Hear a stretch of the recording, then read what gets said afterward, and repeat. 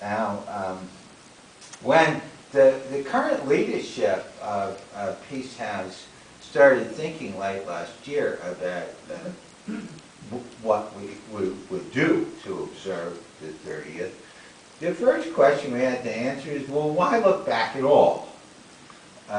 We are focused on our work in the present to try to build a finer future. If the history of Peace House were a record of success after success, then looking back at it would just be an exercise in complacency. And if it were a record of failure after failure, it would be a descent into despair. And neither of those experiences would do us a damn bit of good for the work we're trying to do now. But that is not what the history of Peace House is, nor is it what the history of humankind is. What those histories tell us is that work for nonviolence, for human rights, and for the acknowledgement of universal human dignity is hard, long, difficult work, often marked with disappointment. But it also tells us that over the long haul, there have been just extraordinary advances for humankind. As I guess it was Martin Luther King said, the arc of history is long, but it bends toward justice. And it also bends toward peace.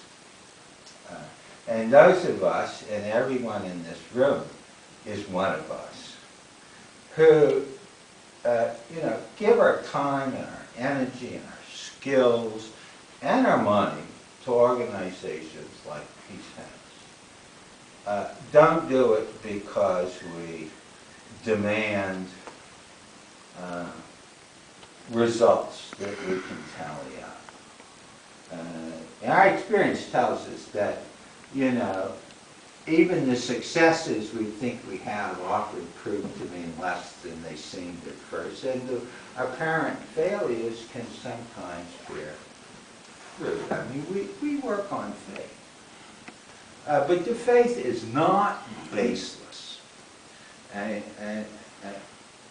the nuclear disarmament movement, out of which Peace House originated, really saved humankind.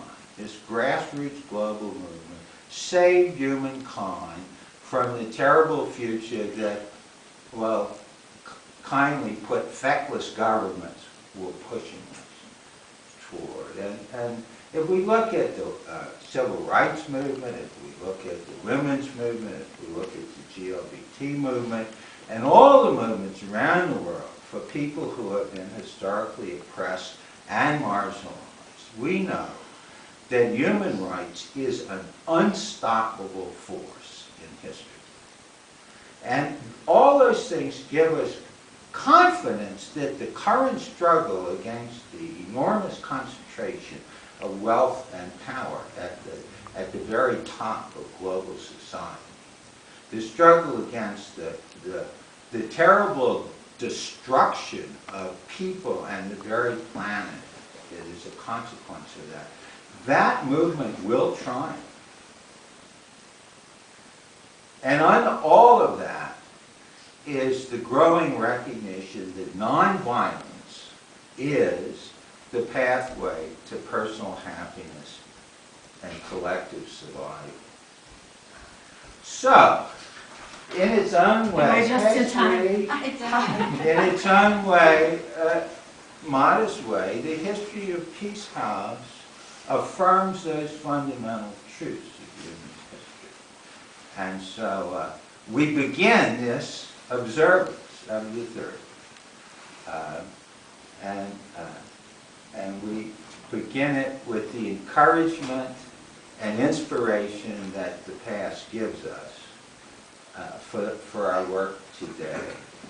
And we were born in a world-changing moment, and we are living in one now. Okay, so what I'd like to do is call on John to come and read the city proclamation.